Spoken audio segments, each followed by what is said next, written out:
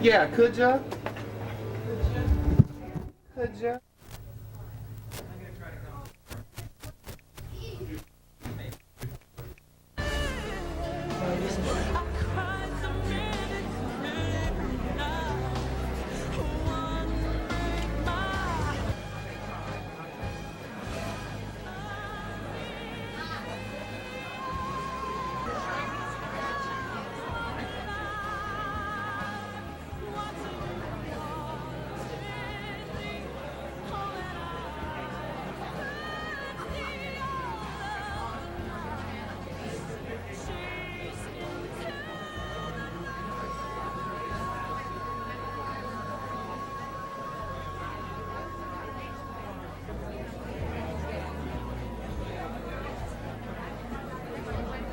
I didn't call you. And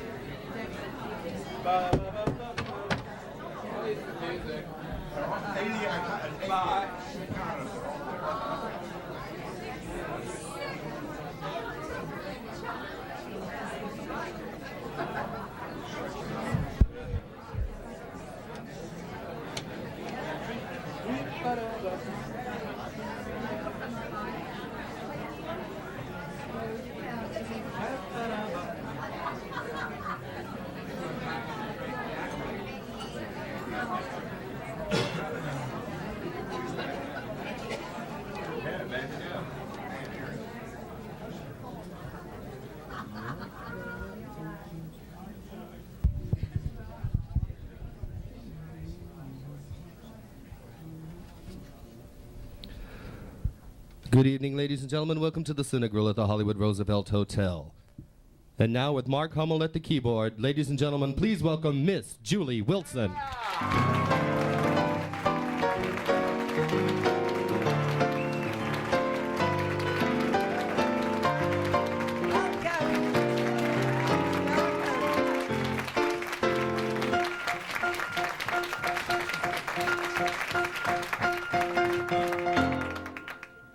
What's a woman? A rag, a bone, a hank of hair, a bone, a rag, a hank of hair, a bone, something you can't leave alone. What's a woman? That's a woman. What's a woman? What's a woman? A shake, a wiggle, a shake. An angel, a sinner, a saint. Golden bracelets, nylon hose. A frame that knocked out old man Mose. A wink, a smile, a tear, a sigh. A kiss, a hug, a truth, a lie. Something you can't do without. That's the way it goes if it's you. And the best thing is to love them all. The round, the square, the short, the tall. The red, the brown, the dark, the fair. A rag of bone, a hank of hair.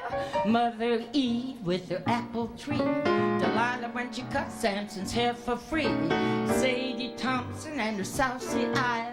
Lady Godiva wearing just a smile. Marie Antoinette and her guillotine. Broadway Rose and Sadie Green. Liz and Madonna and Princess Di. Always looking for a sexy guy. What's a woman about? Back a facial, a negligee. A bonbon, a phone call, a Q&A. Birthdays that she won't divulge. The battle of the bulge. If it's you, the best thing is to love them all. The round, the square, the short, the tall. The red, the brown, the dark, the fair. A rag, a bone, a hank of hair.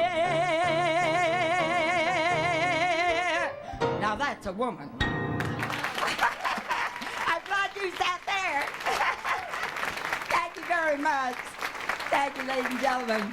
They join me in welcoming the wonderful Mark Hummel.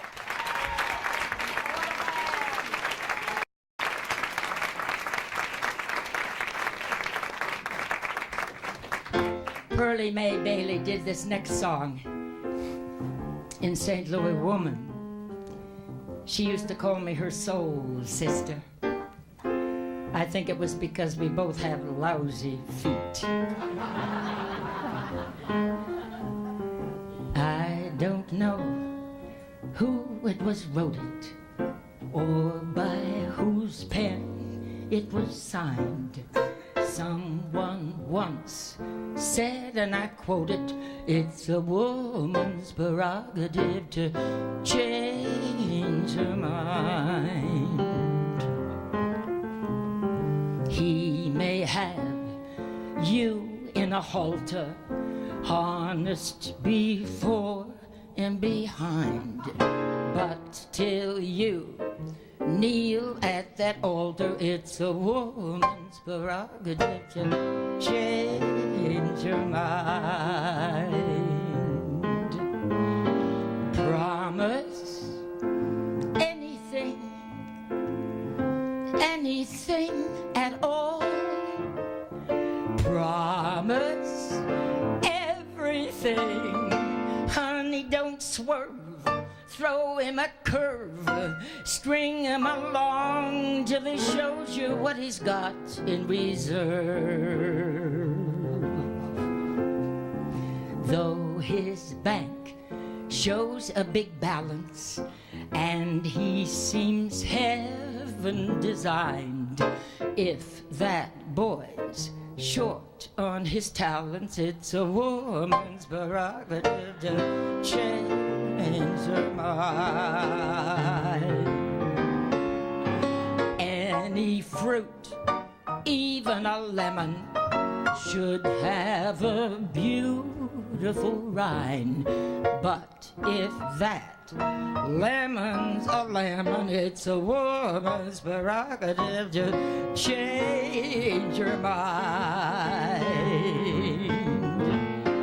They say precedent makes a thing a law. Hooray, precedent. I can say yes when I mean no. Hard to believe, but they tell me that it's legally so.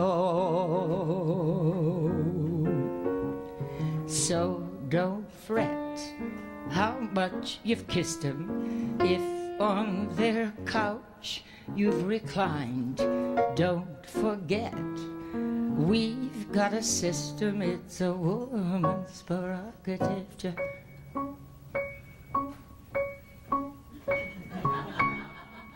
change her mind. Thank you.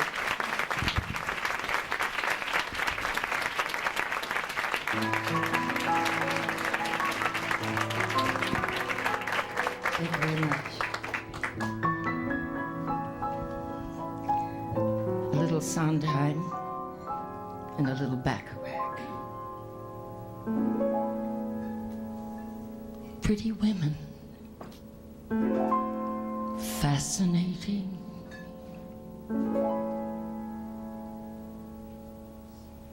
sipping coffee, thank you, dancing. Pretty women are a wonder. Pretty women sitting in the window or standing on the stair. Something in them cheers the air. Pretty women,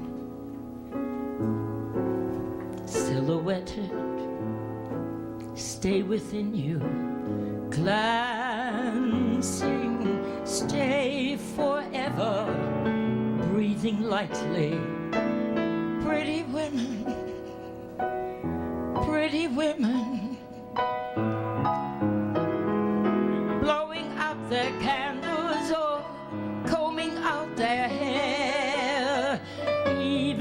they leave, they still are there, there, there. Ah, pretty women at their mirrors in their gardens, letter writing, flower picking, weather watching, how they make a man sing, proof of heaven as you're living. Pretty women, yes, pretty women. Here's to pretty women, pretty women. Hey, little girl, comb your hair, fix your makeup. Soon he will open the door. Don't think because there's a ring on your finger, you needn't care anymore. For wives should always be lovers too. Run to his arms the moment he comes home to you. I'm warning you. Day after day, there are girls at the office, and men will always be men. Don't send him off with your hair still in curlers. You may not see him again. For wives should always be lovers too. Run to his arms the moment he comes home to you. He's almost here. Hey, little girl, better wear something pretty, something you'd wear to go to the city. And dim all the lights, pour the wine, start the music. Time to get ready for love. Time to get ready. Time to get ready. Time to get ready for love.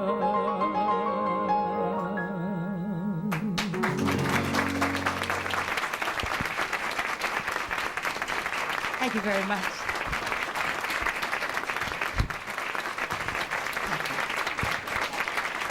Thank you very much. We're doing two songs from two musicals. The first one from Funny Girl, and that was written by Bob Merrill and Julie Stein.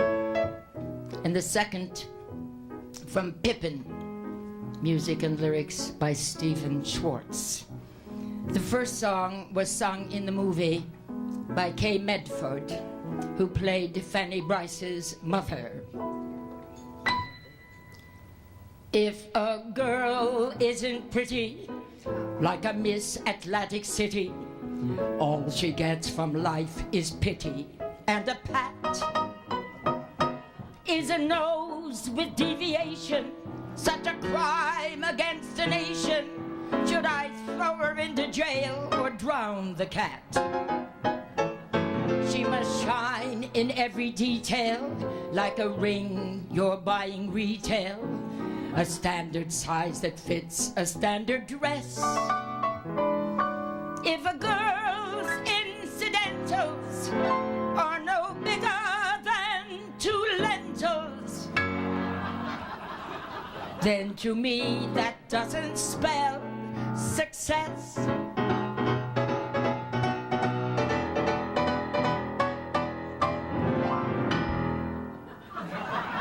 Almost. I'm your average, ordinary kind of woman, competent and neat, making life a treat. Others as nice you meet often, I know, at least once or twice every decade or so. I'm your everyday, customary kind of woman, practical assault, modest to a fault, conservative with a budget, liberal with a meal, just your average ideal. My telling you this may seem sudden and strange. It may not interest you much at all right now, but things change, things change. So I'll understand if I'm not your kind of woman. Anyone can make one terrible mistake, for I've no special glamour, no bait I can twirl. For I'm just a plain, everyday, commonplace, come what may, average, ordinary, wonderful girl. Make yourself at home, darling.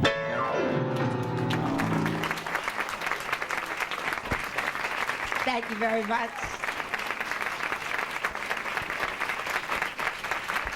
Thank you. So wonderful to have friends like Curtis Roberts and Patricia Morrison right in the front seats. Thank you very much. Will I put down my little frou-frou animal?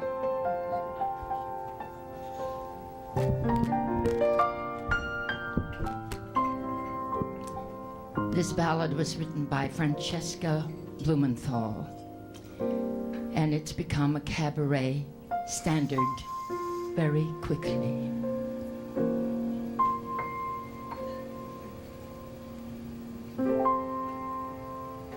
I believe in star signs, and I believe in film romances. I believe in fantasy, and I believe with just one glance he's crazy for my eyes. 'Cause I believe the lies of handsome men. I believe in witchcraft, and I believe in Cinderella. I believe in gypsies, and I believe I cast a spell that sends him to the skies. 'Cause I believe the lies of handsome men.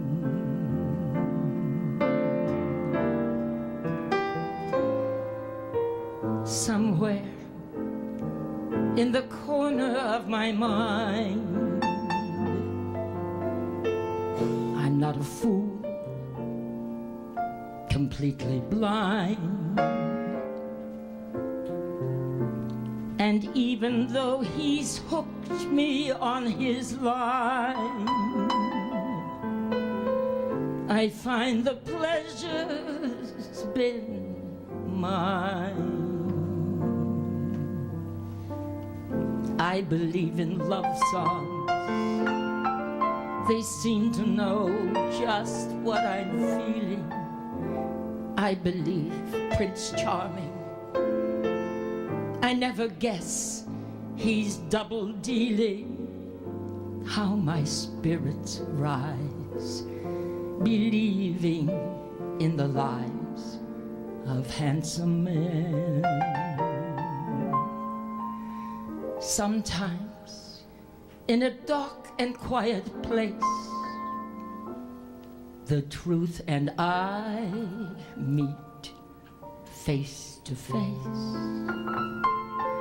And even though His Highness disappears, I've kept some stunning souvenirs. Oh, I believe in heroes, and I expect that happy ending, wishing on some rainbow. I pretend he's not pretending. Someday I'll get wise, but right now I need the lies of handsome men.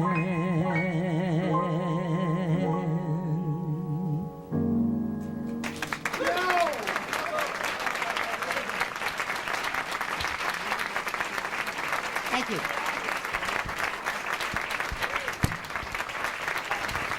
Thank you very much. Thank you.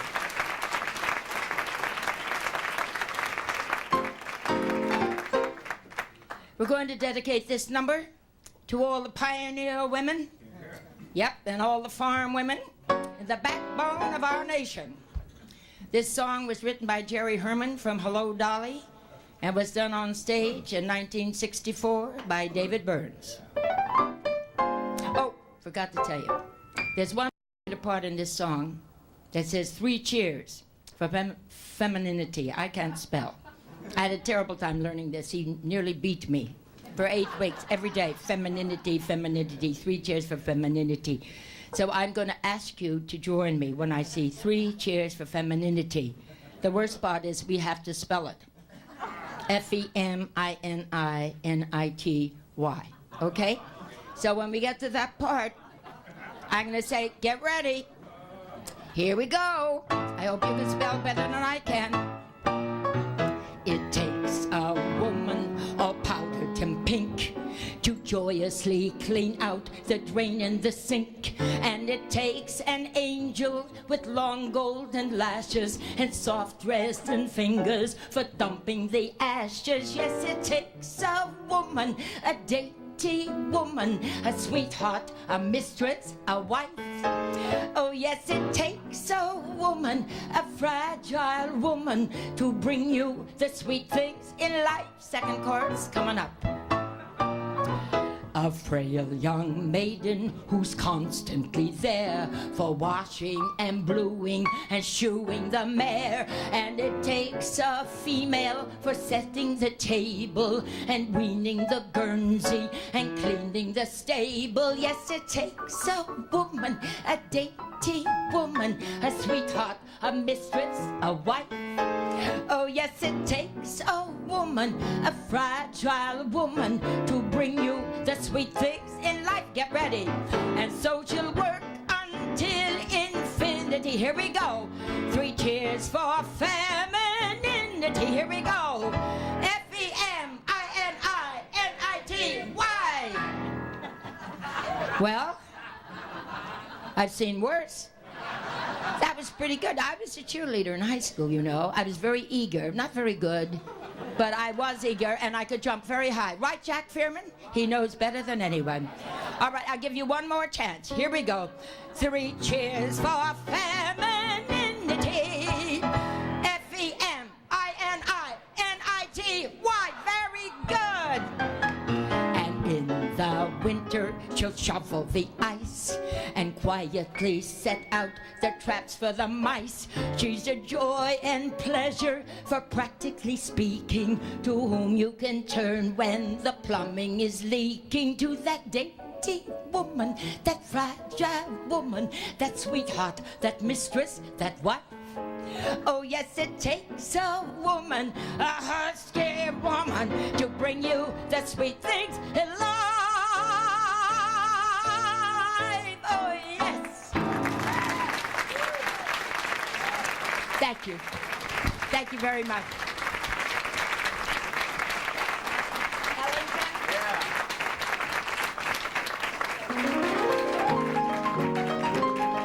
Thank you. Duke Ellington and Billy Strayhorn collaborated on this particular first number.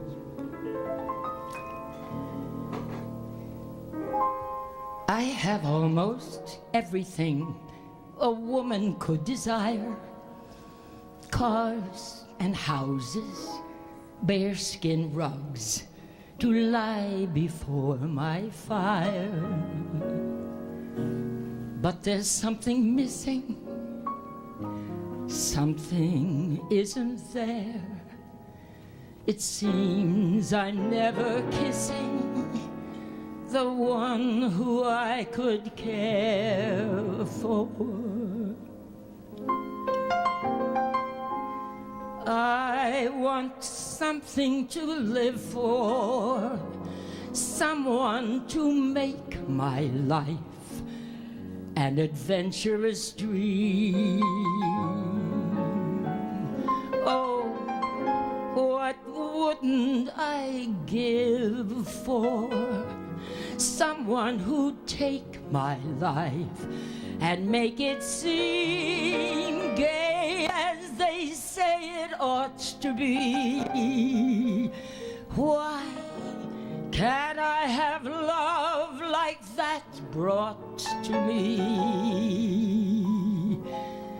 My eyes are watching the noon crowds, searching the promenades, seeking a clue to the one who will someday be my something to live for.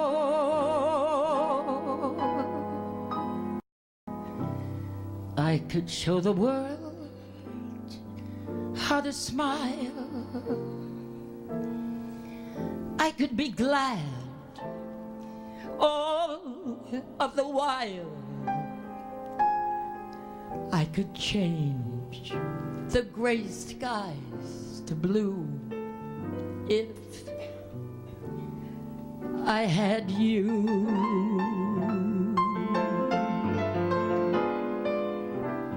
I could leave the old days behind, leave all my pals I'd never mind.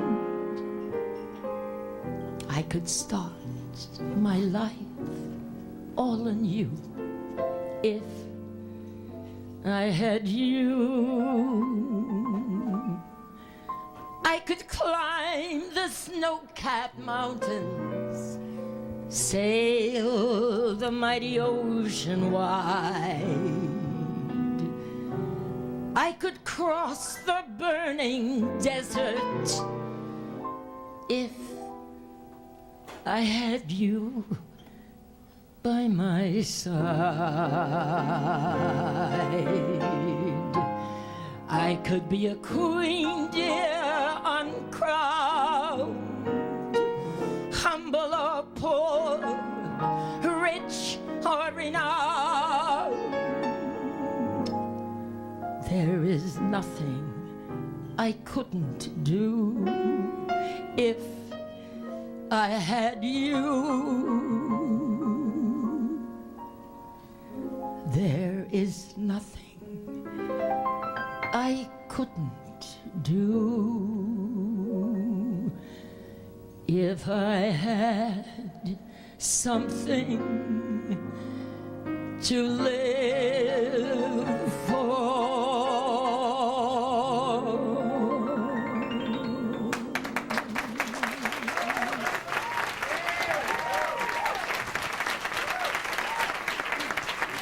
Thank you.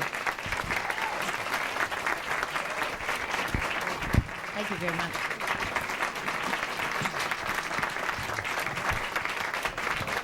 Thank you. Thank you very much. We're going to talk a little about women and connotations concerning women. When I first came to New York, it was in Earl Carroll Vanities, and it was at the Lowe State Theater, and they were starting their trip back to Hollywood, and I was told that I was very, God bless you, very welcome to go back.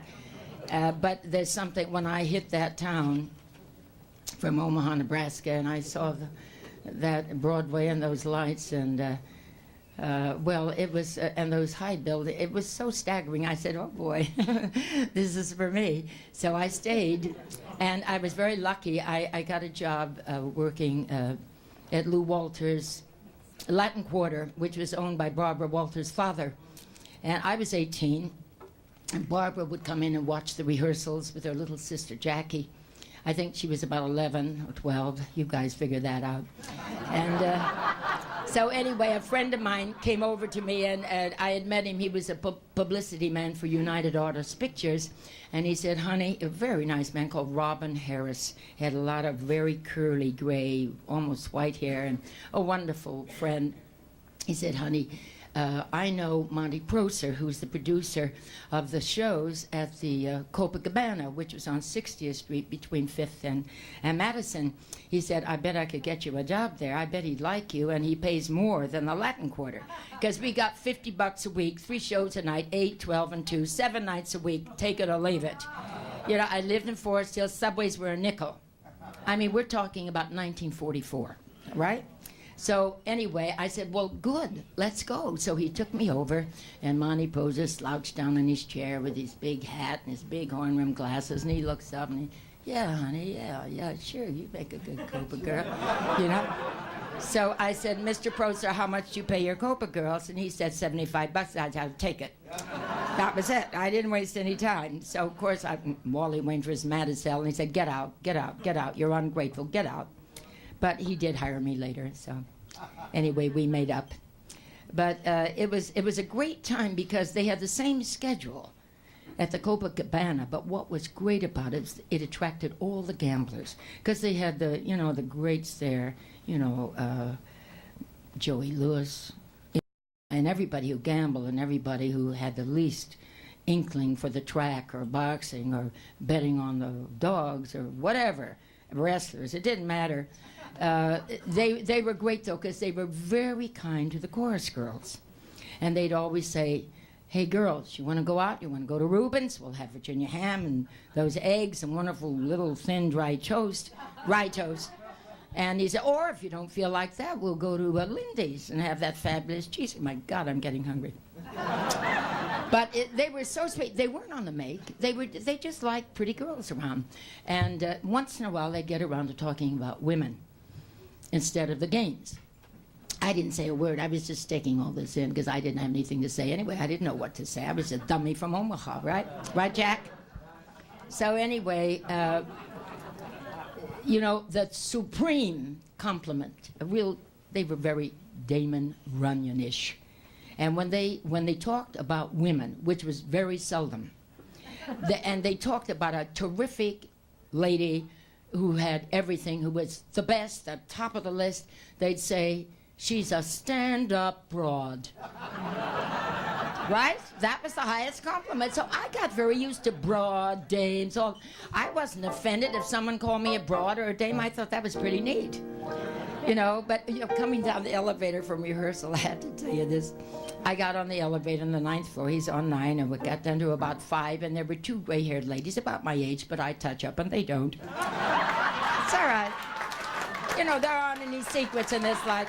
So anyway, the one gets off the elevator, and she flips back to the other one. I guess we're just one of the girls, and off she goes.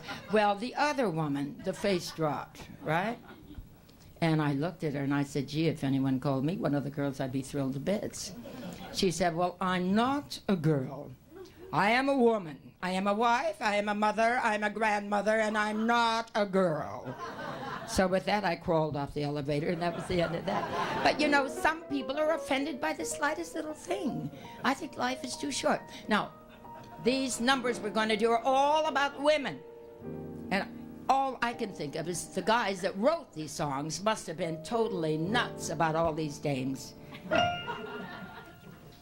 For it was Mary, Mary, plain as any name can be, and with propriety, society, they say, Marie, the dawn is breaking, Marie, you'll soon awaken to find your heart is aching, and tears will fall as you recall beggar my heart. I love you, don't let us part. I love you, I always knew it would be you. Since I've heard your lilting laughter, it's your Irish bard I'm after.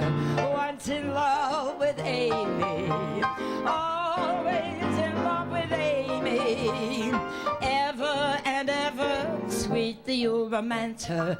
Trouble is the answer will be, oh, Everlander, won't you ever take a shine to that Every little breeze seems sing to it, whisper baby. Louise. Evelina, ain't you bothered by the Bobolinks tune? Tangerine, she is all they claim. With her eyes of night and lips as bright as flame. Mary had a little lamb. She did. Tangerine, as she dances by, senorita stare and caballeros sigh to you. My heart cries out perfidia, for I found you the love of my life in somebody else's arms. Everything is rosy since I found my Rosie. With a girl like Rosalie, my darling, Rosalie, my dream. Lydia, oh Lydia, say have you met Lydia? Oh Lydia, the tattoo lady. She has eyes that folks adore so, and a torso even more so. Lydia, oh Lydia, that encyclopedia. Oh Lydia, the champ of them all. She once swept an admiral clear off his feet. The ships on her hips made his heart skip a beat. And now the old boy's in command of the fleet. For he went and married Lydia. Sunbonnet Sue, Sunbonnet Sue. Sunshine and roses remind me of you. You look so nice, I kissed you twice under your sunbonnet Sue. If you know Susie like I know Susie, oh, oh, oh, what a gal, my little Marci. I'm always thinking of you, Ida, sweetest apple cider. I love you, Ida, deed I do. Put the blame on Maine, boys. Put the blame on Maine. Hello, darling. Well, hello, darling. They call Harriet and Hannah the vampire Savannah, the meanest gal in town. I saw her at the seashore. No, I got mixed up. An evening spent with Hannah, sitting on her knees, is like traveling through Alaska in your beaver D's. She's hard-hearted Hannah, the vampire Savannah G.A. There was one particular thing, for which there was, I told you I'd screw it up. Like any other, there is nothing like a dame.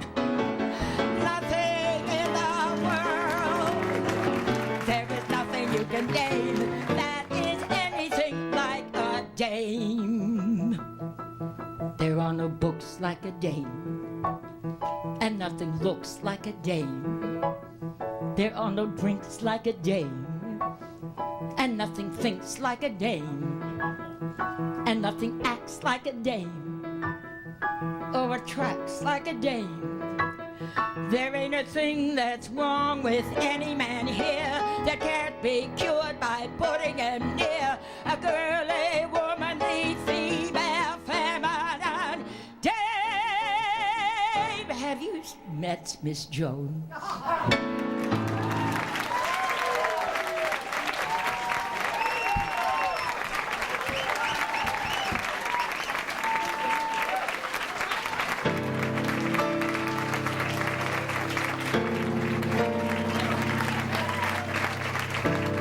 Mark Hummel.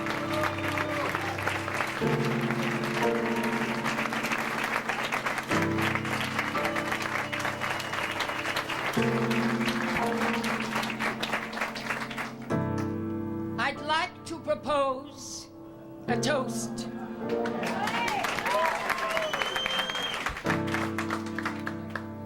Here's to the ladies who lunch.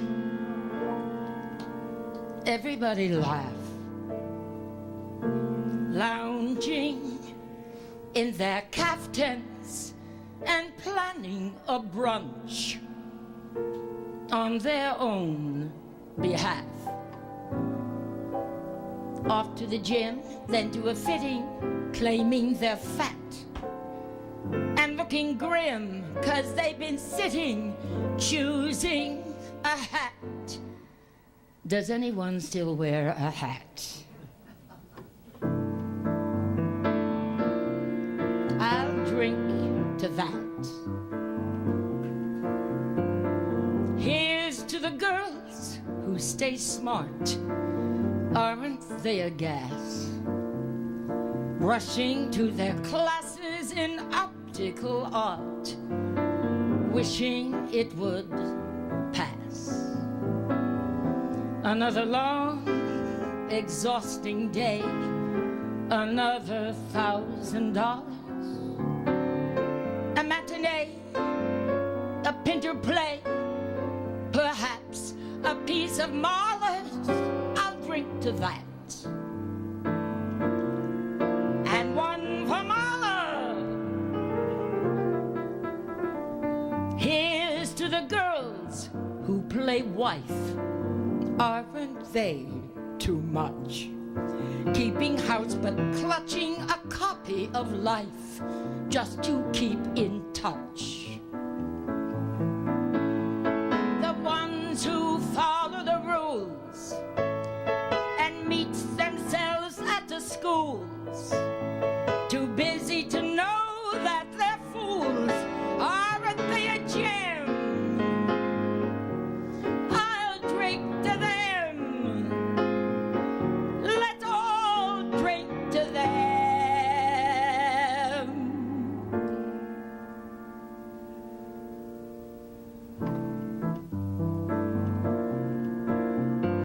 And here's to the girls who just watch.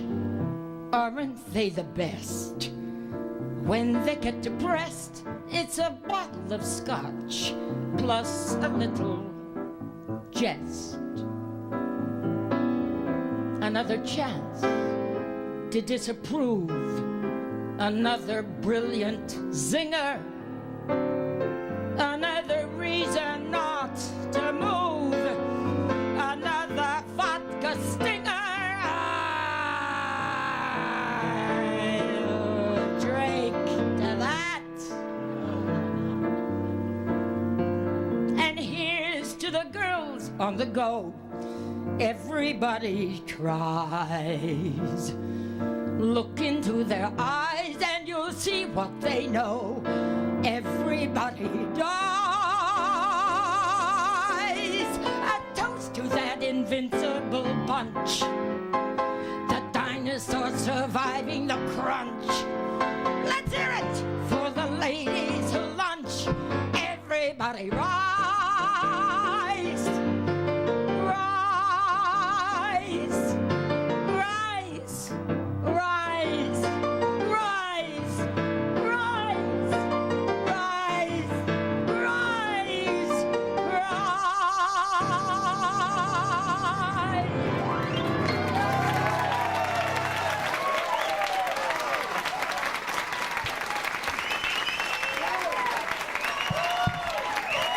Thank you very much.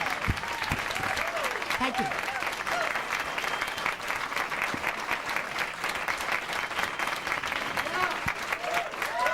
Thank you. Mark Hummel.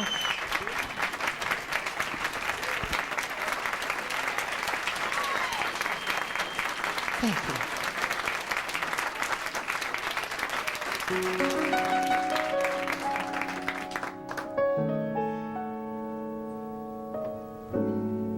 These next songs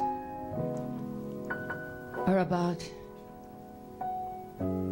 not being able to say what's very important to you. A lot of people have that trouble. The first one, lyrics by Arthur Hamilton, music by Johnny Mandel.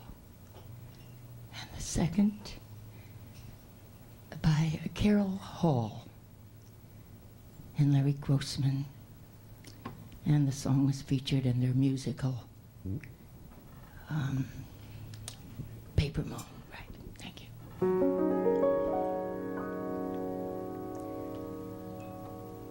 Maybe once I need you. Maybe once I like you. Maybe once I love you.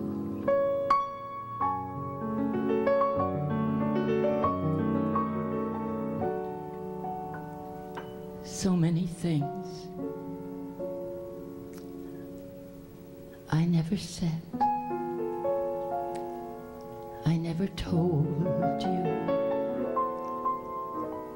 I kept them locked inside my head. I never told you.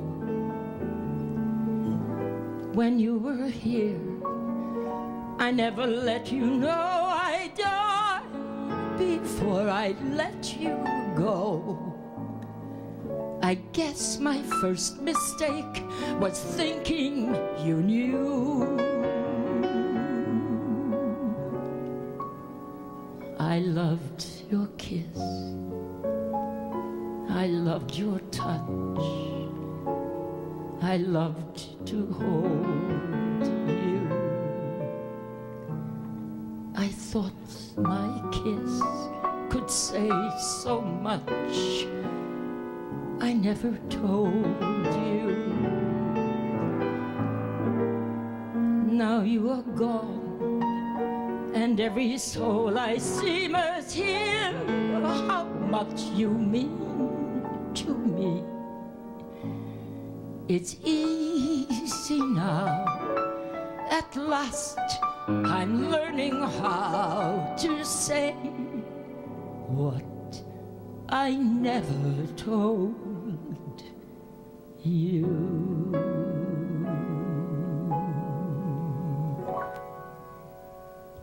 Turns out, it's not the things you say, it's what you don't say. Turns out, when someone turns away, it's what you won't say. Turns out, there's this thing everyone calls pride that keeps two people quiet, keeping everything inside still aching there. Something tender breaking there. Too late, two people grow apart, and still they don't see. Too late, two people heart to heart, and still they don't see. Too fast, the miles kept going. Too fast, us never knowing the things that we kept hid and should have said, but never did. Like maybe once I need you. Maybe once I like you. Maybe once I love you. Words that small turns out it's what you don't say. After all,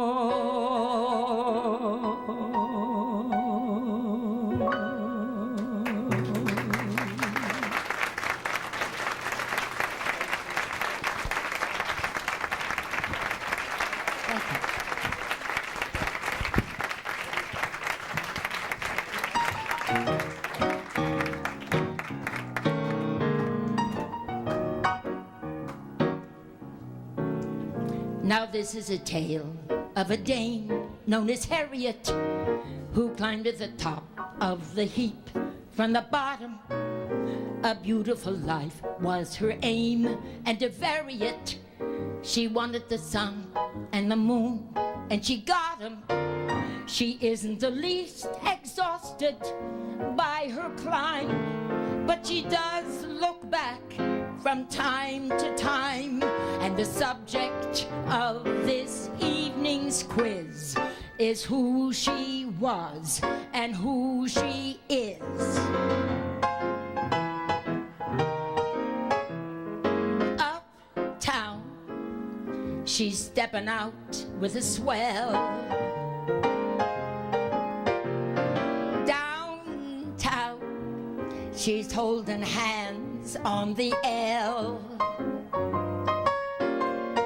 Hyphenated Harriet, the nouveau for New Rochelle.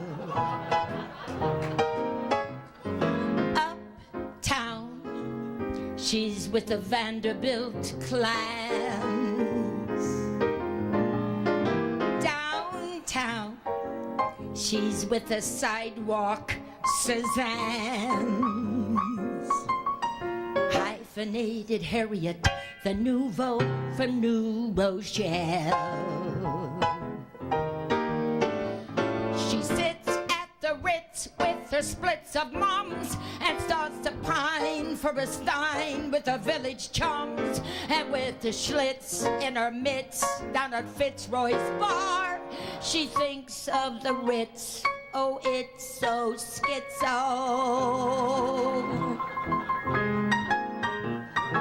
Uptown, it's Harry Winston she needs. Downtown, it's strictly zircons and beads. Ask her, should she be uptown or down? She's two of the most miserable girls in town. She can't make up her mind. Thank you very much.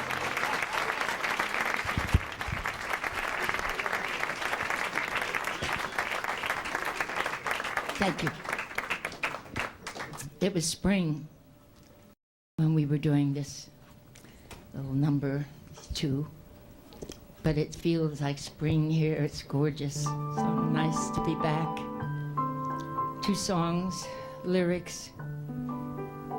Firstly, music by David Grusin and Michelle Legrand, and lyrics by the fabulous pair, Marilyn and Alan Bergman.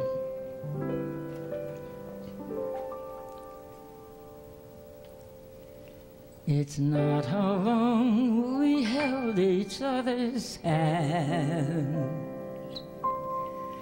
What matters is how well we loved each other. It's not how far we traveled on our way, but what we found to say. It's not the springs we've seen, but all the shades of green. It's not how long I held you in my arms. What matters is how sweet the years together. It's not how many summer times we had to give to fall. The early morning smiles we tearfully recall. What matters most is that we loved at all.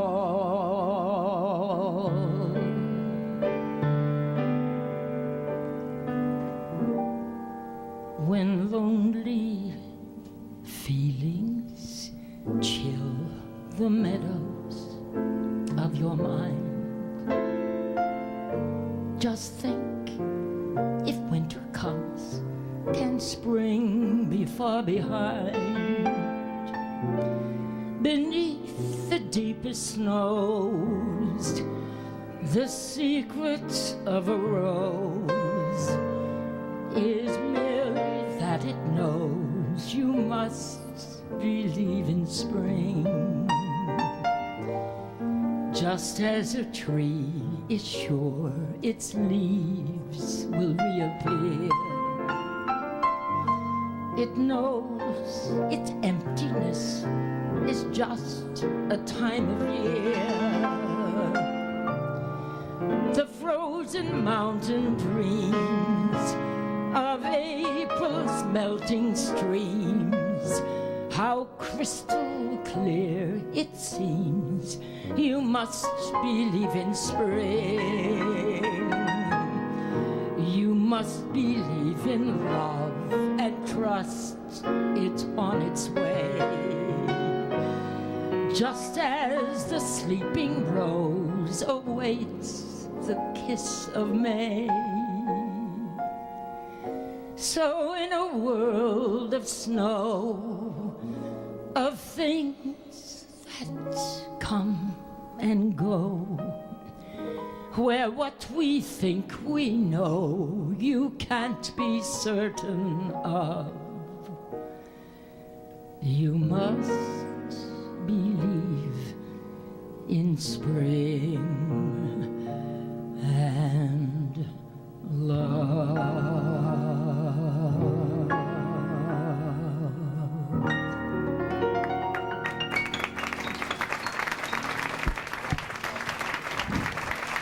Thank you very much, ladies and gentlemen.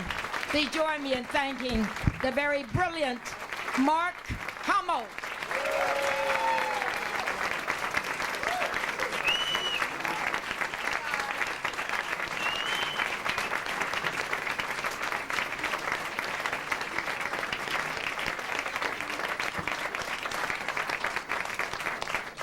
Gosh, how nice of all you to show up for opening night. What a treat. So many old friends here. You have a whole list. Oh my God. I'm gonna try not to look. Firstly, there's a gorgeous woman sitting right in front of me that I adore and have for years. We're kind of having a Kiss Me Kate reunion tonight. Patricia Morrison, the great star. Beautiful, beautiful lady. Thank you. And I hope Ann Jeffries is here. Oh!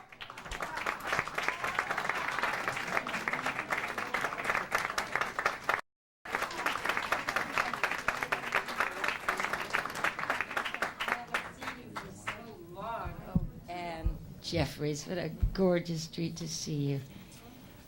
Is Kathryn Grayson here? Oh,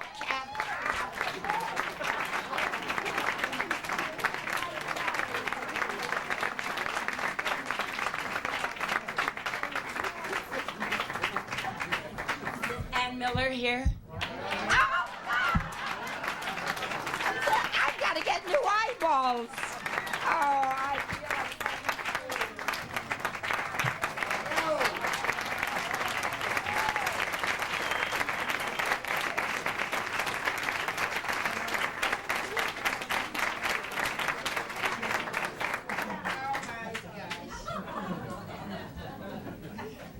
Now, is that a reunion or is that a reunion?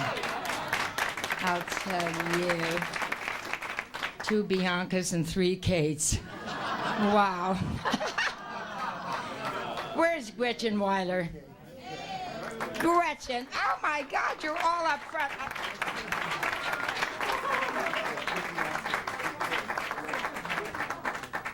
Holy sakes. Well, at least I got the girls. Where's Adrienne Russ? She's just written a musical, a new one, Inside Out. Isn't that a great title? Adrienne Russ, where are you? I can't see you. but wherever you're seated, there you are. How lovely to see you. Thank you so much for being here. Oh, gosh. Oh, dear. Here we go. I know. Where's Kay? Where's Kay Star? Where's that lonesomest gal in town? Kay. Oh.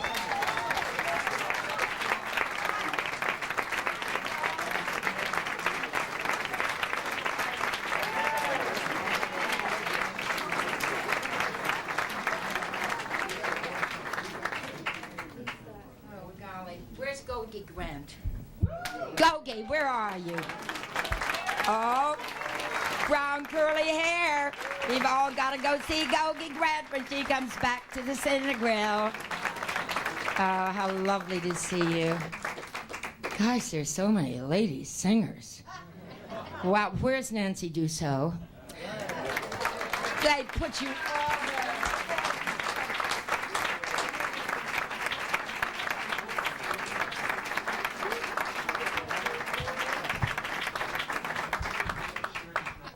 Sharon, where the hell are you? Where are you, wonderful lady? You were so fabulous in that Mae West, Sophie Tucker. I saw it twice. I don't know how you did it all. Well, I'm still waiting for it to knock everybody dead in the theater in New York. And if somebody isn't smart enough to put it on, they're all dumb. It's their fault. But I just know it's going to happen. You were so fantastic in that Sophie Tucker show. Incredible. In June. Right here. You're going to do Sophie? Wow. Don't miss it. It's unbelievable. It's unbelievable. You were just something else. Wow. Sophie should have sung that good.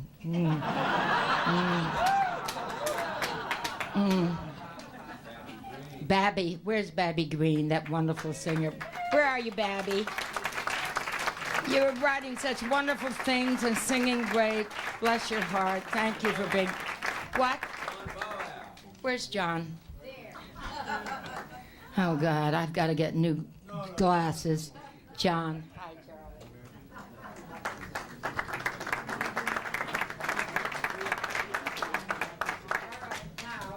Charlie. Joan Worley. Is she here too? Yes. Where is oh, Joanne. Bravo. I'm so happy you're here.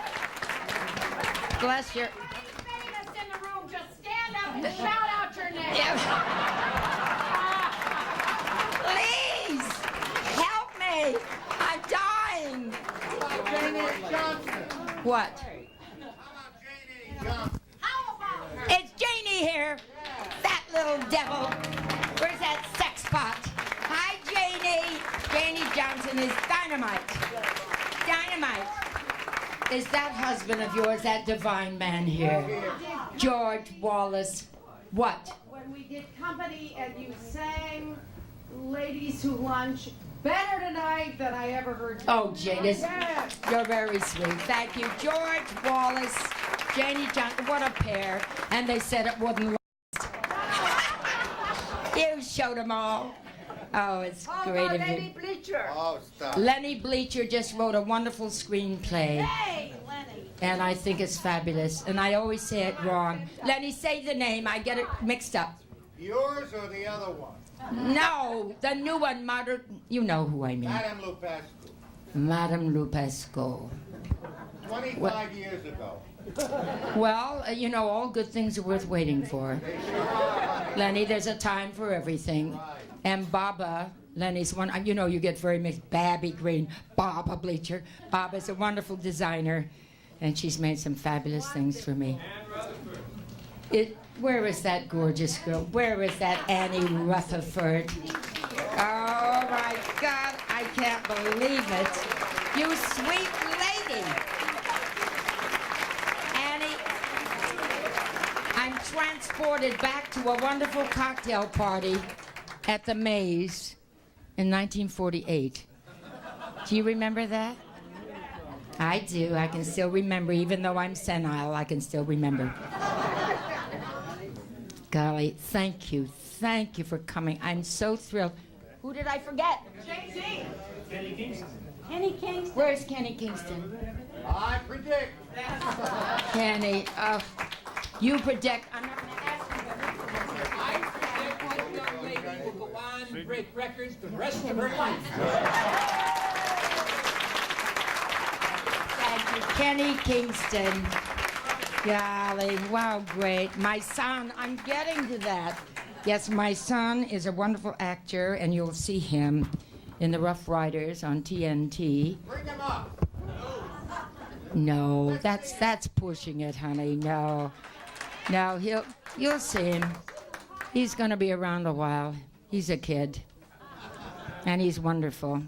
You know how mothers are about their kids. He's single and he's gorgeous. What can I tell you?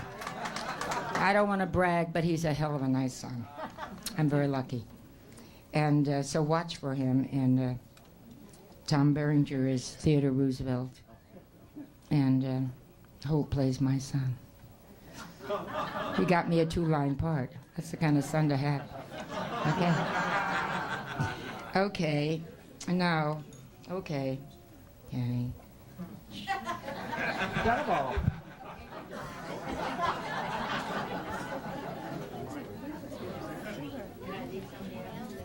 I almost did it.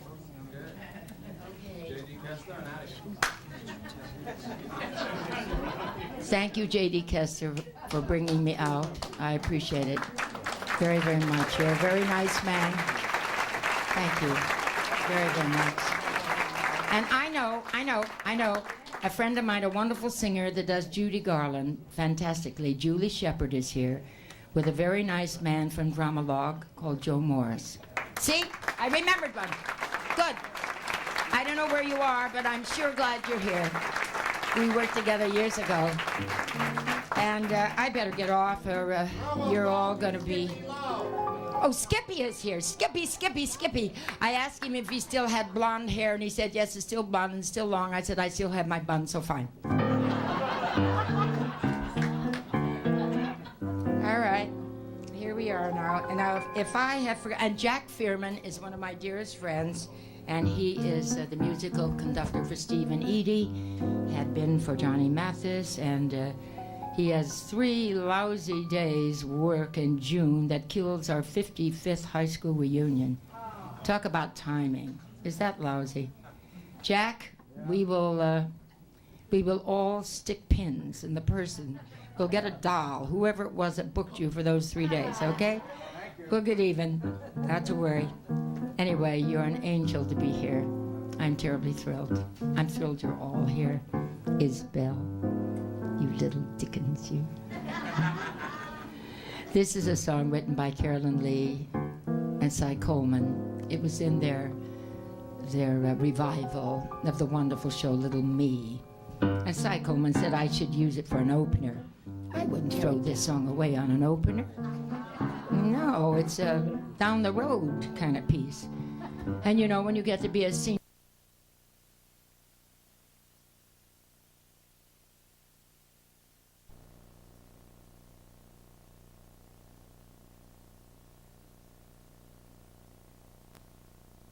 Is it my gun? Yeah.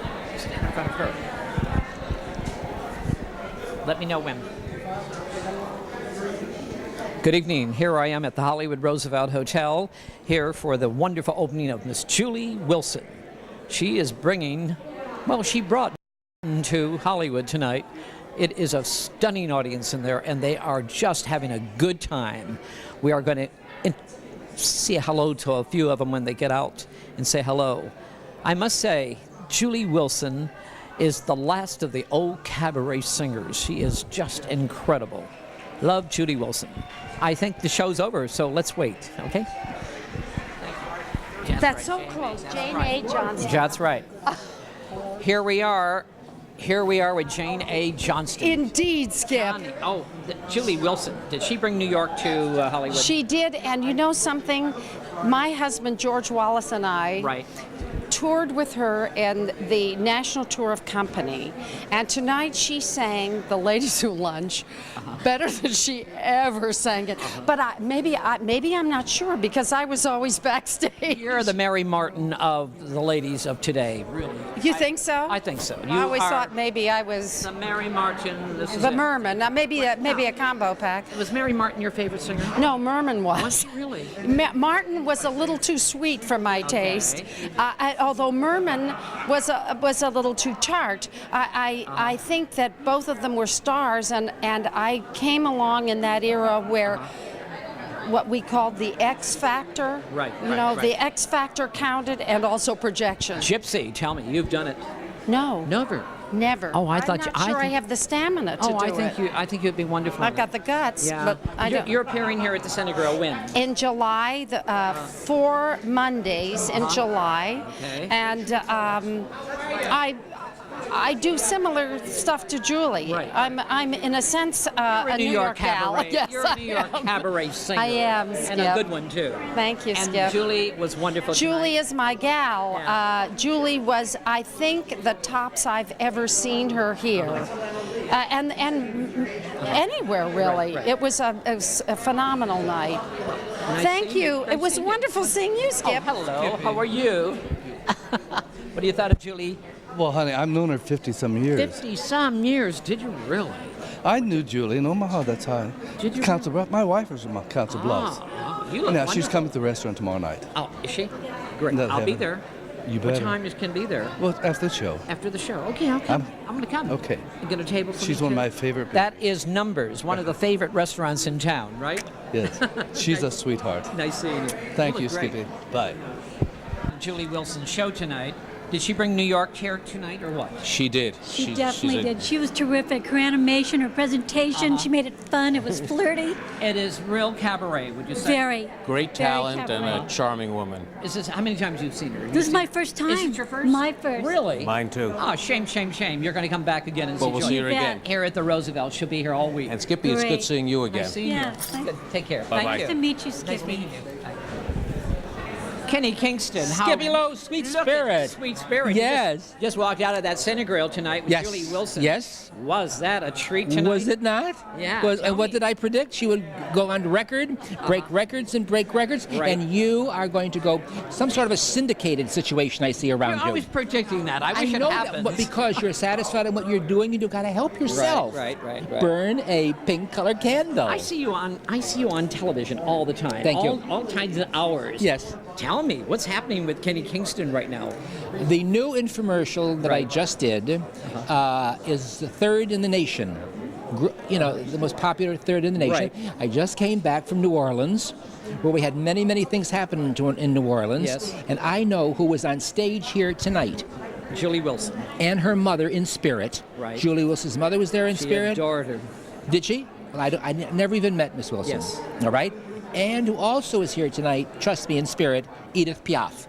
Why do you say Edith Piaf? Because Wilson. Isn't she one of the last chanteuses really yes. in the whole Real wide cabaret, world? real cabaret.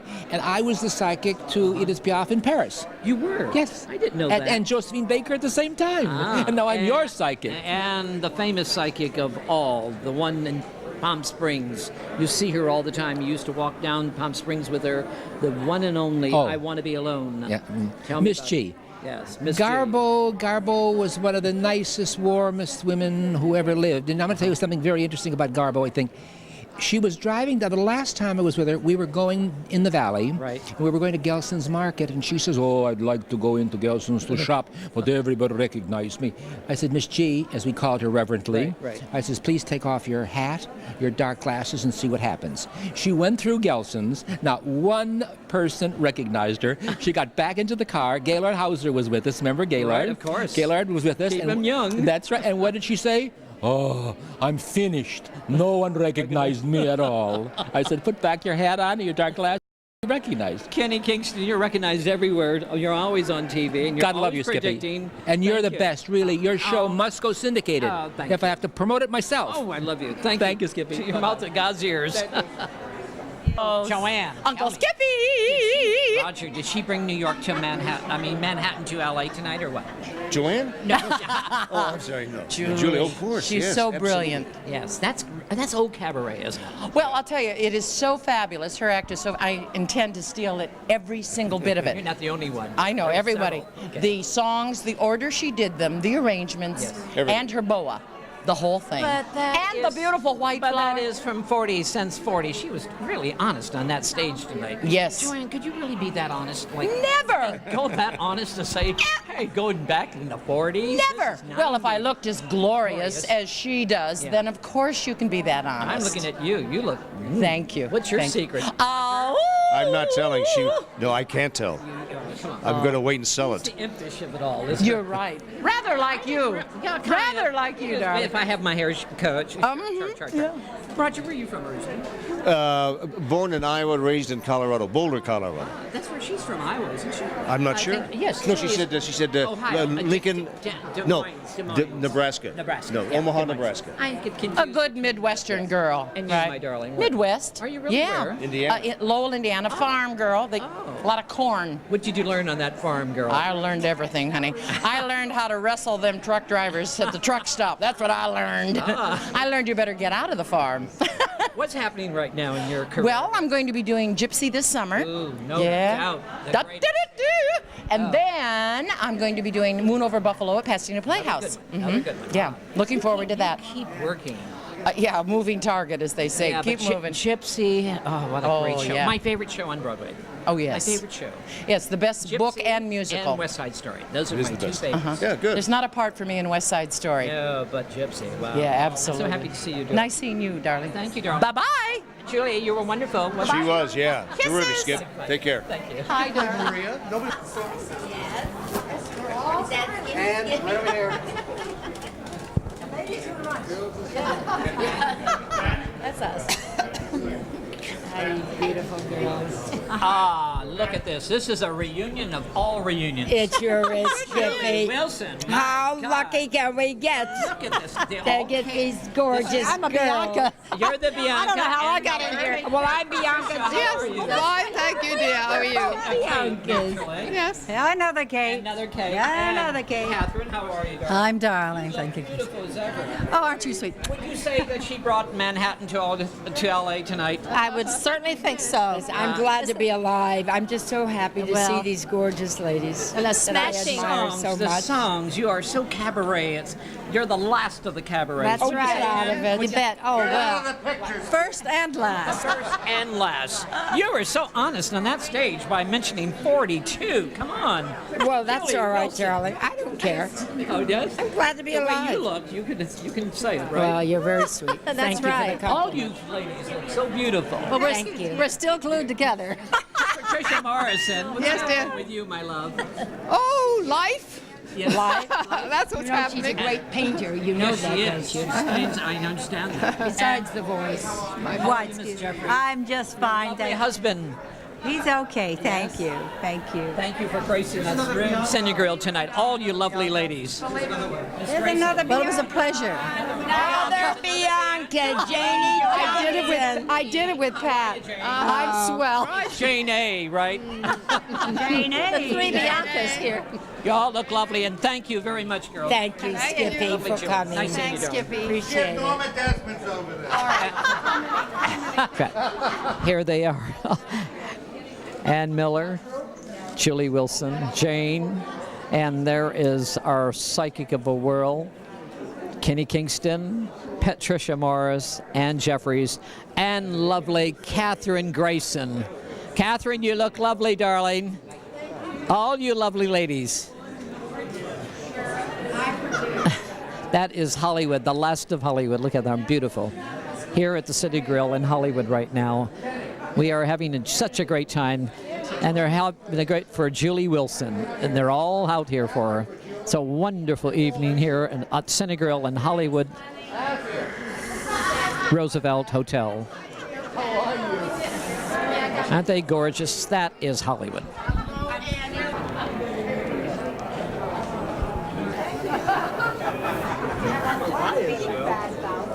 Hi, how are you? I'll be back here. Right, of course I do. You're awkward. I'll talk to you tomorrow. What time is good for you? Okay, good night, my little love. Over here, please. Over here, please.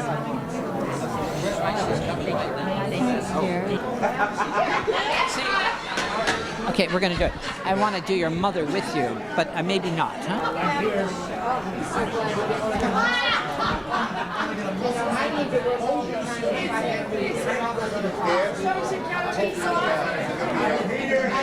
Here, no, I'll give you. Well, here I am.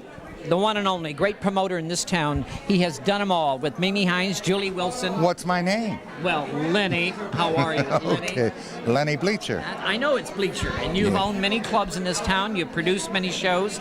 Lenny Bleacher, tell me, what's happened? You just sold a screenplay? I did. What happened? Tell me about that. I wrote a screenplay 25 years ago after having researched it for 7 years prior to that. Right. It's called Madame Lupescu. Ooh, what's that about now? It's about the Jewish girl in the worst ghetto of all Europe, Bucharest, Romania, who Romanicized her name, passed as a Christian, became the crown prince's mistress, and married him when he was the king in exile. Oh, interesting. She died in 1977. Really? She made Eva Peron look like chopped liver. It's the biggest Broadway show right now, just opened up. It's called This Prostitute About New York. This Girl's in New York.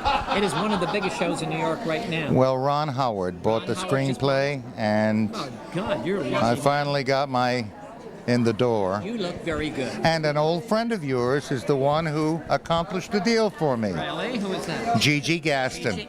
Gigi Gaston. Gigi Gaston. Wonderful lady. How is she Yeah, doing? she's doing very well. Play doing this. Well, she's got this one too. Is that one of hers too? No, we'll co-write it together. Congratulations. Thank you, thank you. Luck. Thank you. I'm going to hear a lot of things about you. You sure will. Lenny Bleacher, thank you so much. Thank God you. bless Wilson, is this an evening for you here at the Roosevelt Hotel, the Cinegrill? How about that? She was wonderful. Thank you, Hope. Absolutely. Yes, You're my son. You have to say Your that. son. This is your gorgeous son you were talking about on stage. Yes, yes, it is. And yes. he's an actor from New York, is he? Yes, a very good actor. Yes. She's my mom. She has to say that. No, she doesn't. I must say, I understand you're doing wonderful things. Tell me about your new project you have coming out. Well, I have a few things. I have a film called The Peacemaker that stars George Clooney and Nicole Kidman. Right. That was from DreamWorks. And then I have a mini-series on TNT called The Rough Riders that stars Tom Berenger. My mother's also in that with me. Thank you, Hope. And now I'm going to do a movie for ABC based on a book by Alan Dershowitz called The Advocate's Devil. And I start shooting that in Canada in a couple of weeks. Julie Wilson, when you gave up show business, this is what you gave up for a while when you went back to Nebraska. And I don't regret Am I a correct? second. You this are is correct. The young, I see what Yes. you gave up. This young man was a wonderful thing. But it was wonderful to be home. It was meant to be. Uh-huh. I wouldn't have been happy any other place. This evening here at the Cinegrill, you brought Manhattan to Beverly Hills, Thank you, Hollywood. Skippy. And you've seen your mother on stage many, many times. Yes, many, many times. And every time you see her, what does go through your mind as this is 90s, you know? And your mother's so honest on stage. She's talking about 40s and all that. Right. Singing That's about right. women's songs. Yeah. What does go through your mind? Well, my mother is a great inspiration to me as a Thank you, performer, and she always has been. Her discipline, her dedication, and I have a great appreciation for the old music because I grew up listening to it from the time I was a very small boy. We didn't play much rock and roll. No. You brought him up the right way, darling. Oh, no, they brought themselves up. I just happened to be there. I was a cook and bottle washer. Not exactly. Nice having you here this evening Thank at you, the Skippy. Cinegrill. My darling, you brought Manhattan Thank back you. It was once a again, lovely and I night. love you. You're the greatest, gracious lady. Well, you're a in lovely the man. business, and cabaret will never be the same like just for you. You're the greatest. Thanks, Skippy. Thank you very much. Kind. Wish you a lot of luck. Thanks. Wish you a lot Nice of luck. meeting you. Keep your show going. It wouldn't be Hollywood without you. It's going to be a big star. I can just feel it right through the cameras here. You can, eh? Yeah. Good. Gonna do it. Good. Thank you. Thanks.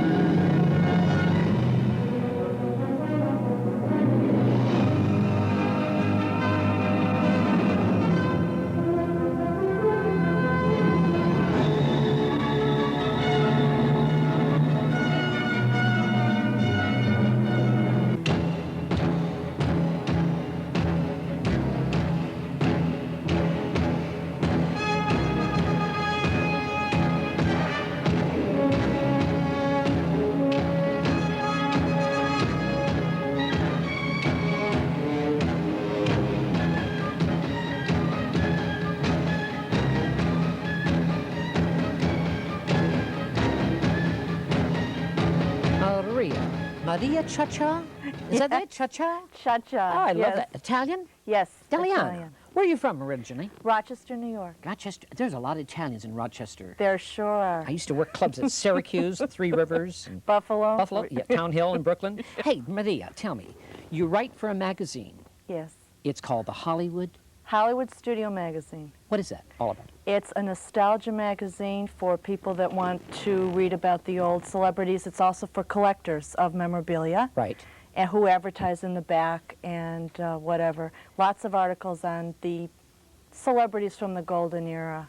Now, what made Maria be a writer for getting back into the old days of movies? Because I interview old movie stars myself for many years. I know it. You were an opera singer. Yes. Yes. Studied opera? Yes, studied and sang opera for many Where? years. Where? In New York? In New York, in my hometown, in Boston, Massachusetts, in Europe, in Canada, just about everywhere you can imagine. So you're an international opera singer. You couldn't say that, yes. Maria Cha-Cha. Tell me the favorite of your operas you have done. You have any? I love La Traviata. I love Verdi. I didn't sing a lot of it because it's for a slightly heavier voice. Traviata is Verdi, but I love some of the, like Don Carlo and Trovatore. And grew up studying as a child? Started to study when I was a young teenager, yes. As a young teenager in Rochester? In Rochester. And then what happened? New York immediately or No, Boston Conservatory of Music, and sang in Boston, went back and sang in Rochester Opera Theater, then New York, then Europe, then Canada. Languages. How many languages? That is so difficult to be an opera singer. You have to study German, French, Italian, and I also studied Spanish. So yeah. You have to know all those languages. Yes. And the music notes on the opera. You have to know your music. Solfege, yeah, sight singing. What is it called? Solfege. So, that's so difficult. God, you have to know every little score. And when you're an opera singer, watching the conductor, right? Constantly, your eye is on that conductor. Yes, and also if there's a prompter in the little black box in the middle. Right. The prompter's ahead of the conductor. Right. So she can cue in the singers. He or she can cue in the singers. So it's very exact, and you do have to watch the conductor all the time while you're acting. Did you stay at the hotel? There's a hotel in New York City where all the opera singers stay on Broadway. What is that hotel? I can't think of. There's the Mayflower. No, not the Mayflower. There's a famous hotel. Dansonia. Dansonia Hotel, where Beth Midler started. Right. It used to have rehearsal halls in it, which have closed, but it's really an apartment house now, and a lot of singers and teachers live there. It's a magnificent building. Wonderful. Yeah. The ceilings are high. Oh, it's a gorgeous, gorgeous building still. Lincoln Center, you worked? Done shows there? A little bit, yes, yeah. What is an usher? They call ushers a supers. Supernumerary. Yeah, what are they? They're extras who don't sing. They don't sing? No. They're separate from the chorus. They'll come out, holding the swords and, all that. But they're the ones who really love the opera. They love it, and they want to be around near it. them, right? Yes. You have to be a certain height and fit all the criteria, right? Let's get back to your book. You wrote a book. It's called Bloomin'. Bloomin'. It's a novel. A 3-act novel. Really, a novel. Maria, tell me about this novel. Well, it's about a musical comedy that starts in the 60s. It's a flower child musical called Bloomin', and it's about the people in the show. They start out in summer stock, and they do backers auditions in New York and showcases. Then they go on tour and go off Broadway and then Broadway, and it traces their lives. It goes from 1967 to 1990. Judy Garland and Mickey Rooney, summer stock, remember Right, those? let's put on a show. Put on a show. Do you like musicals? Because from opera to musicals. I sang a lot of musicals, yes. Yes, lots. Like, what is your favorite musical? You have a favorite? I sang Rose and Gypsy, so I have a special feeling for that. Madame Rose. Yes, and I did Gertie in Oklahoma, which one of my characters in Bloomin' does. It's a little part. And Sweet Sue and Sugar and a lot of shows. Now, what made Maria write this wonderful book? What made you decide to write? Because you're a writer, I know that. Yes. Well, I'll tell you, it was show business anecdotes that I'd heard, and just regular anecdotes that all my friends had that were so hysterically funny. And I said, I'm going to put these together into a book and, you know, do composite characters and whatever, but really get some of these anecdotes in about touring, which they go on a big tour, and disasters befall them. And they're all true stories. Living in New York City. Yes. Great. Exciting. Wonderful, yes. Yeah. You're on your book tour right now. Yes, I am. And how's the book doing? Oh, it's doing wonderfully. Is it? Yeah. What do you have in the Hollywood magazine? Tell me about the magazine now. Well, I've written several articles for them. I wrote an article on Gail Russell. Have you met her? I never met her. No, she died How when can I was you write a an article? small child. But how can you write an article about someone you have never met? Come on, tell me. Well, I had to do a lot of research on her. I was very interested in her after seeing her in The Uninvited. And The Uninvited. I thought she was wonderful. Yeah. And I had heard she was born on the same day, not the same year, the same day as I was. And that made me even more interested in her, so I studied about her, did a lot of research, and wrote an article about her. She had a very sad life and a very interesting life. She was an artist, a painter as well as an actress. And I was very touched by her story, and I wanted to write about her. So I did. She is actually from, Santa Monica, California. Yes, she was from California. She grew up in California. She had she was very sad, wasn't she? Very sad, very sad. She had a very bad alcohol problem that she couldn't overcome. And it was different in those days, as you know, Skip, because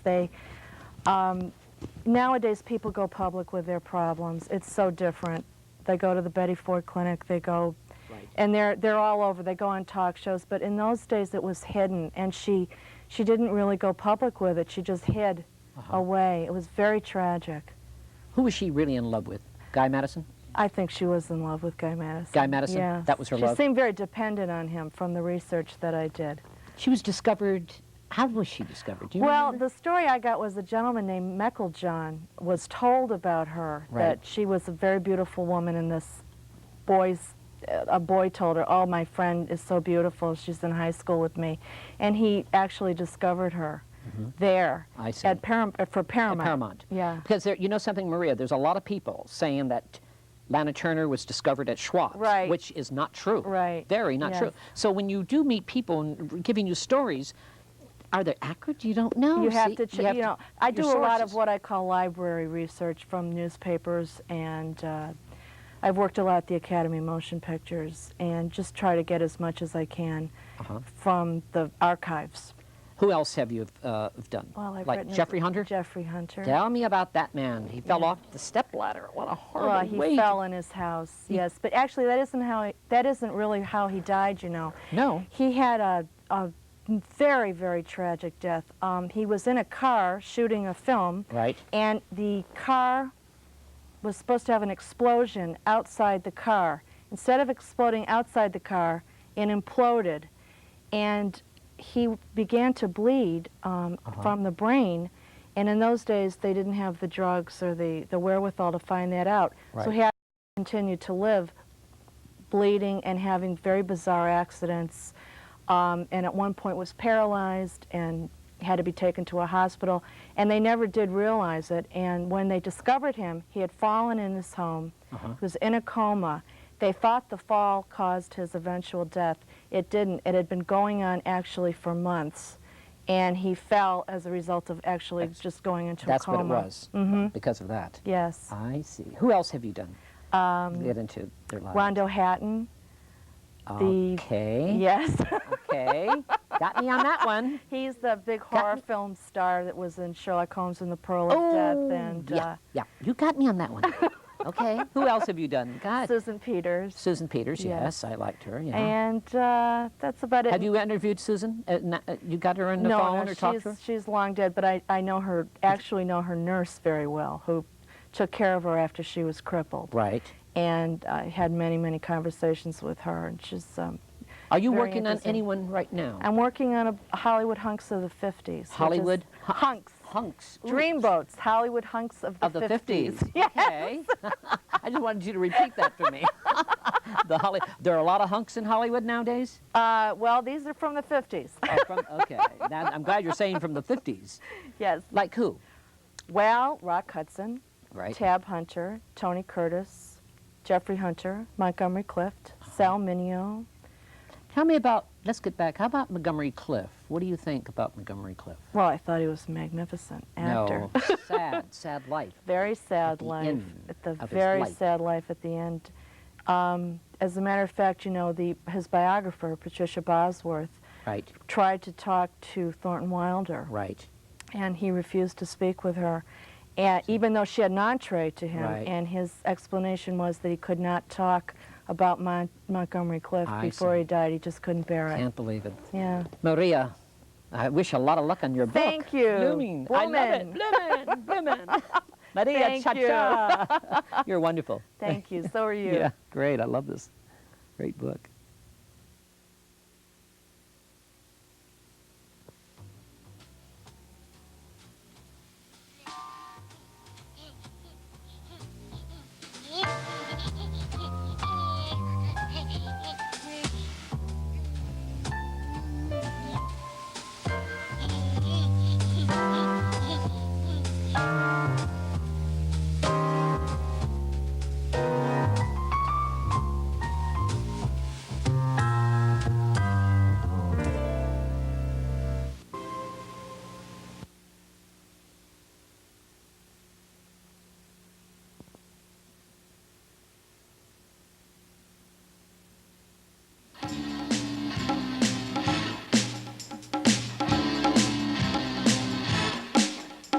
I said you couldn't touch Jack. it, but didn't realize how much. Jack Hammer? Is that Jack Hammer? That's it. That's not MC Hammer. No, that's Jack Hammer. Damn Jack Hammer. I haven't seen you in a long time. Well, you know, Wiesbaden, Germany. we go back, Skippy. We do go back. We do, certainly do. You know something? You look exactly the same way. I haven't seen, Well, I in gave up Wiesbaden. all my bad habits, you know. Jack Hammer, that Hammer. Did MC Hammer steal your name? Come on. I think he actually got some ideas from me because I was an MC in New York for many years. I was master of ceremonies, and many people refer to me as MC Hammer. I was MC at the New Cotton Club when it opened for 2 years. Right. I worked in most of the clubs in New York, Hawaii As You Like It, and quite a few others downtown as MC Hammer, the Village Gate. I was in a show called Jitterbug Jazz, and I was the MC of that for a year. So, and I did Bubbling Brown Sugar, and I also MC'd that show, literally. So MC Hammer was quite a tag that people pinned on me. But I think that this guy, MC Hammer, that isn't his real name, of course.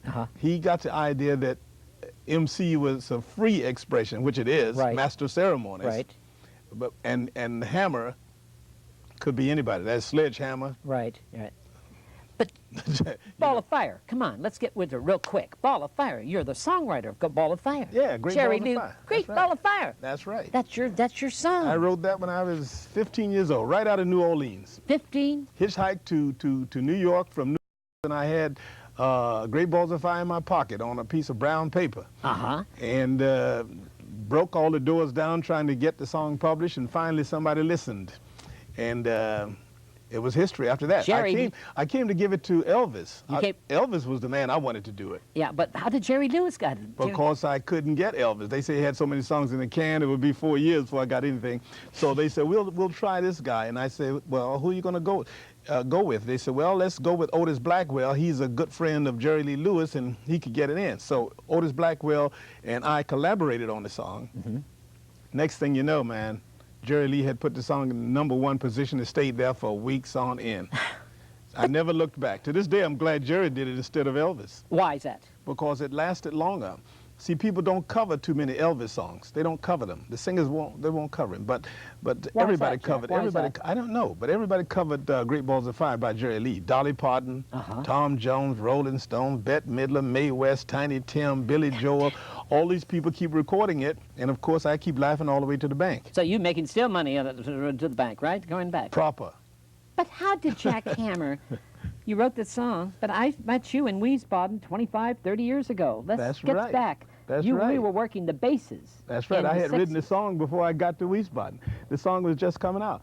But that's how I could afford to turn down so many gigs in Wiesbaden, because I had royalties. Because you were working the officers clubs, the NCO clubs, the EM clubs. We were Right. doing a lot of shows there You together. remember that show you did where you broke the pencils? Oh, the sergeant. Oh, that's right. In Mannheim. You forgot about that, I've didn't forgotten the you? Mannheim. Mannheim, right. That's And right. We were auditioning for the shows, and they were trying to grade and rate everybody with their little pencils. Right, right. And you went down and said, nobody's rating me with these damn pencils, and snapped them. I remember that, of course. Everybody talked about that a long time. Jack, living in Germany, Yeah. why did you stay so long in Europe? You stayed there a long time. Oh, the Geld ist gut in Deutschland. Ich glaube, das ist kein großes Problem machen. Yeah, but you stayed in Germany a long time entertaining those military. The Geld, man. The Geld was that- good. And it was very easy. It was very relaxed. I enjoyed it. I tell you, you know, I was. Did you really enjoy working with the military there? Didn't you? I was over there with you Not guys. really. I enjoyed it because I was in Europe to get away from America and get away There being you in go. Europe. Is There that you what it go. was? There you go. That's the only reason I stayed. The Vagabonds. Remember the Vagabonds Yes, Club? yes, of course. We had a great little fraternity and community going there, and I enjoyed it immensely. You know, we had our little poker games, and we had the little shows on field day, and driving around. You know, we enjoyed it. Time went so fast because we were having such a great time. Right, right. But you went to England. Yeah, I You went were back to cleaned London. up in England, didn't you? Well, I did pretty well in London. How many songs have you written, Jack? About 200. 200. Yeah. You came here to be honored here in Los Angeles now, just to be Well, honored by... Great Balls of Fire is one of the songs of the decade. Right. The most popular song of the decade is Great Balls of Fire. ASCAP award is tomorrow night, so you have scooped them already by having me on. Tomorrow, you're getting an ASCAP award tomorrow. Yeah. How congratulations, Jack. Maybe I should take you as my escort there, you know. Well... You got a nice suit, something? Yeah. What's Jack Hammer doing nowadays? You're living in New York. Well, you know, it's hard to get out of New York. I'm a New Yorker. It is, isn't it? The greatest city in the world. I mean, I love L.A., but you guys move too slow out here. I got to be in the middle of turmoil. What's Jack's day like in New York City? Oh, it's hot. It's hot from morning to night. There's something to do, man. Always, there is something going on. I'm writing a lot of rap for other rappers and songs for other singers and so on. I'm constantly writing stuff. You know, I had Fujiyama Mama, which was done by Pearl Harbor recently, a group called Pearl Harbor, and I had Down in the Subway, Soft Cell, the English rock group. So I've had quite a few things with Richie Havens and so on. So I've been pretty busy. MC Hammer. Lucky? MC Hammer. Lucky. MC Hammer. Damn, MC Hammer. Well, I He was is the going to hottest sue. I was thing. going to sue him for using my name, but I realized after talking to a couple of good lawyers that I had no case. Jack, when I remembered you back in Germany, you were doing impressions, Sammy Davis Jr.'s act, completely. Yeah, I was a poor man. Sammy's. I was a poor man, Sammy Davis. You That's what you remember were? that? Right. No, I don't say poor man, Sammy Davis Jr. Well, hey, you were doing let's tell it like it Sammy's. was. You were doing like Sammy was doing. Well, you don't just take a man's horse and go riding out across the prairie. I remember like it was yesterday, you see. You do remember. You see, that was Shirley Temple. Yeah. How many impressions do you do? You do many voices. I used to do about, you got to stay sharp with those impressions if you want to do them. I must do about 50 good ones. After that, it goes to hell, but 50 that are really recognizable. Those feet. Dancing a man. I saw you dancing away at the Officers Club last time. Well, I'm one of the last Rocker of Club. the truly last of the red hot tap dancers, I mean, I'm from the old tap dancing school. I tap danced all through the 60s when all the black people say, hey, that's Uncle Tomish. That was shuffling along and all of that. Right. They stopped tap dancing during the 60s. But I was one of the few that kept on because I didn't care what anybody said. I loved it. Two brothers went to Germany. They worked all over Steve Europe. and I guess the brothers' damn, names. they're Steve brothers. and Steve and Al, I think. Al, yeah. They're dancers. Just. But they lost their money on the dog races.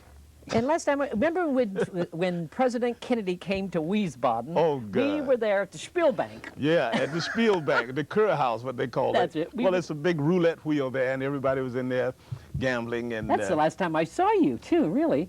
In Yeah. I think in 63 it was, and John F. Kennedy when he was there. Yeah. Or 62, something like that. Yeah, that's going back, Skip.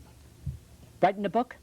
Oh, yeah, I'm writing a book about you and me and Margie McGlory and All those people back in Wiesbaden, it's called the Vagabonds. The Vagabonds. Yeah. Are you really writing a book about the, That's right. the military? About the military show people who were unsung heroes. You know, we entertained all those troops and kept their morales up, but nobody ever heard of us. We were like lost over there. And the thing is that it was so many good entertainers came out of England and America who just lived in Germany and traveled the circuit from Wiesbaden to Mannheim to Stuttgart and Munich and all those military clubs. And I did a book on this.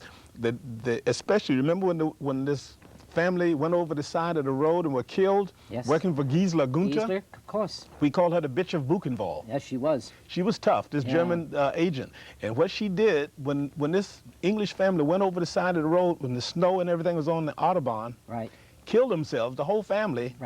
Somebody called her up and say, you know, the Johnson family were killed on the highway. And she said, before or after the show? That was she wanted to get her commission. Her commission. Yeah, she wanted to make sure they had done the show. Her first words were before or after. You spent many years, though, getting back. How many years would you say, Jack? In Wiesbaden? Yeah. Well, not just in Wiesbaden. Not in Remember, Germany, I in kept Europe. a flat in England. In England. So I was going back and forth about 9 years. There's another lady there, Paula Watson. Oh, big Paula. Oh, God. Paula is still in London, I heard. Why do you think all the American entertainers like us, well, not all of them, but so many. Many went there and stayed there? It was a kind of a relaxed atmosphere that we appreciated, I think, at the time. It was conducive to just doing your thing and not being hassled. It was pretty hassle-free, you know, of what we were accustomed to. And I think it was a kind of a welcome release. See, I myself never aimed at being a superstar, quote unquote. I enjoyed doing my act and getting well paid for it. And I think because of the royalties that were coming in when I was so young, I started getting royalties very early on songs like Great Balls of Fire, Fujiyama, Mamen, Peekaboo, and all those songs, the stupid songs. Peekaboo. Yeah, I call them stupid songs because it's funny, but the stupid songs lasted. Yes. The good songs I wrote, people don't know who the hell they are, you know. Like Plain Gold Ring for Nina Simone. Where do you, yeah, that's a great number. Yeah. Where do you get your ideas from songs? Just grab them out of space, Skip. Grab them? Just grab them out of space. Interesting, I like that I mean, magic. the sky is full of ideas all around you all the time. Just reach up and pluck an idea, man, you know. This book you're writing? Yeah. Coming out soon? Well, I hope it'll come out while you can still sue me. You look great. You look absolutely great. How long you been in the business now, Jack? Oh, my Show life. business. I was born in the business. I was one of those dressing room kids, dressing room Parents kids. were in the business? Yeah, New Orleans. In New Orleans? My father played saxophone, and my mother was a church choir singer, and, you know, a la Aretha Franklin type. Do you remember the first time you were on stage as a child? Yeah. They couldn't get me off. Where was this? In New Orleans. Do you remember? New Orleans, right. I remember. What did you do the first? What act? Jack, the first thing I did on stage? Yeah, on tap stage. dance. Tap dance? Yeah. I had a pair of sneakers with Coke stoppers under them, you know, Coca-Cola caps on them. My brother fixed the Coca-Cola caps under the sneakers. We could stick them in there so you could make a sound. Right. We couldn't afford taps. We used to stand outside the dance school, my brother and I, and look through the window and steal the steps. Oh, so we wound up dancing better than all the kids that could afford it. So you never studied tap dancing? Yeah, but we stole the lessons, you know, looking through the window. That's great. Yeah. That's how we got it. We couldn't afford to go in there and pay 50 cents a lesson. At that time, that was a lot of money. Tap dancing today? Yeah. What's happening today with the tap dancing? Well, it's coming back. It's coming back. It makes the rounds, and it's hot again on Broadway. It is hot again. In fact, I was on Broadway for an audition. I didn't want to be in the show. I just wanted to show off. I went down and tapped for those kids, man, and they couldn't believe it. They said, how do you make all that sound? Where's this sound coming from? Because all they could do is a time step, you know. And they saw me triple rapping and paddling and rolling, and they couldn't believe it because they hadn't seen it in years, you know. I said, well, that gives me one-upsmanship on them, you know. That's from the old school. Did you ever meet Sammy Davis Jr.? Yeah, you know, I met Sammy. I knew Sammy very well. You did? I told him I was copying his act. I used to tell him that all the time. He said, yeah, lots of luck. Did he really? Yeah. We had a nice rapport. Tell me about New York. Got Jack Hammer, spiritual? What can I tell you about New York? And spiritual, Jack. You're spiritual, are you? Well, because you say you do gospel singing. Well, my family did, but I never pursued it as a you know. You've enjoyed your life? You've had a good time in your life? I'm still enjoying it. I know, but you've had a good time. Yeah, I don't regret one day. I've had fantastic time. How about a movie, Jack? Come to Hollywood, you write I write scripts. I write film scripts, and in fact, there is one small independent film company that's interested in doing my life story, the Jack Hammer story. Right. And I took it kind of lightly when they first spoke to me about it, but the more I think about it, I realize maybe there is a story there. Great story. You know, as a struggling songwriter as a kid, and well, I had a lot of versatility, and I never took myself serious. I never realized that I had the talent that people were buying. Never took yourself serious? No, and people were buying what I was doing, but I never took it too serious. It was like I was having so much fun with it. Is that the secret, though, of your success? Never took yourself serious and just having a good time in life? I suppose I would say that. That would be the bottom line. So it is having a good time. Yeah, really, enjoy what you do. You know, if you're good at it, if you enjoy it, and you do it very well, you're going to get paid. Right. So let that be the last thing you think about. But go for the perfection of your craft. So what would you tell the young little kids out there, hoofers, want to be hoofers, want to be entertainers, want to be actors, Perfect singers? your craft. First education first. That's right. Go for it. Well, I mean, so far as academia, yeah, well, I think it's important to have a good education, but I don't think college is necessary for everyone. I have to admit, I didn't go to college. I used to tell them, yeah, I went through college, in the front door and out the back. You knew Eartha Kitt very well. Did you meet Eartha? Yeah, I was on a show with her on Broadway, but I was one of the small performers in the show. Eartha, you know, was always very aloof. And bitter. Yeah, well, why so bitter? I don't know. She's had everything, the best. Maybe that's why she's bitter, because she had everything and there's nothing else to look forward to. What do you mean, nothing to look forward to, Jack? She already had so much, you know. But she's bitter. She's just bitter. But Every time I interviewed her, she becomes bitter. Well, I don't think she should be too bitter, because she's had a great life, a great career, and everybody loved her.